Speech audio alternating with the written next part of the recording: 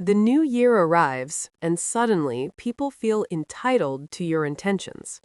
They want to know what you're changing, what you're fixing, what you're planning, what you're finally doing this time.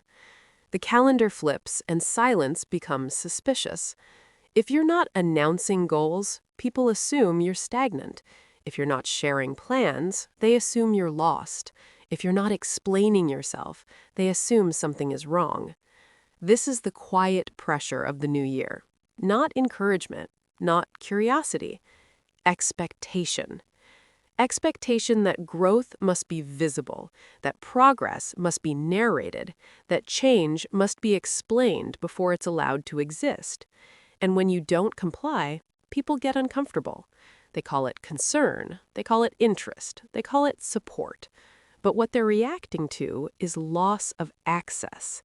The new year magnifies this because resolutions make people restless. They're measuring themselves, they're comparing timelines, they're watching others to feel oriented. And your quiet disrupts that. So the questions start. What's your plan this year? What are you working on? What are your goals now? What are you doing differently? They sound harmless, they're delivered casually, but they carry an assumption that you owe an answer.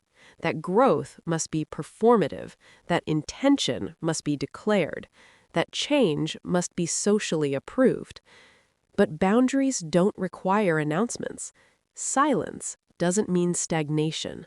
Privacy doesn't mean avoidance, and restraint doesn't mean fear.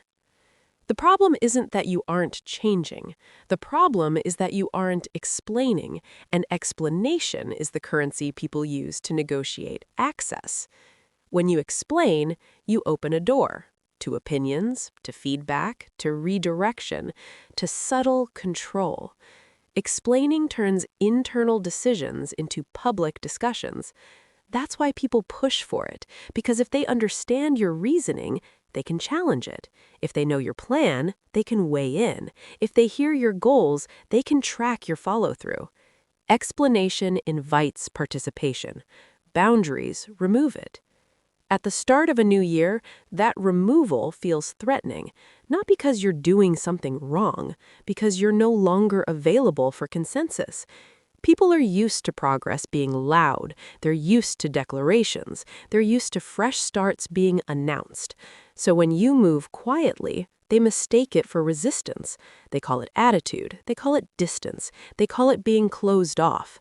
What they're actually noticing is that you stopped negotiating.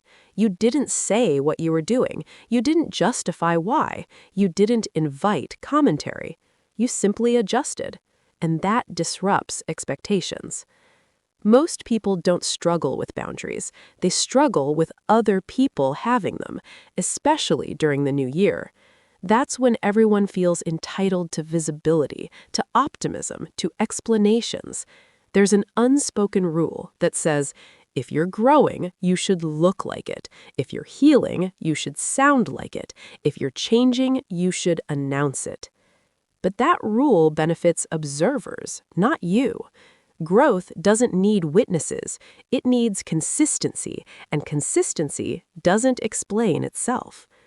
When you stop explaining, some people feel shut out, others feel challenged, a few feel exposed. They may pressure you gently, they may joke about it, they may accuse you of being secretive. None of that means you're wrong. It means the boundary is working.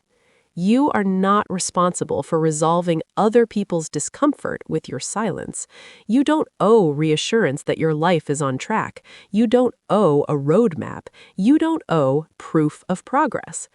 Not because the year changed, not because expectations reset, not because someone asked. The new year does not revoke your right to privacy. It doesn't require a performance. It doesn't demand an explanation. Growth doesn't ask permission.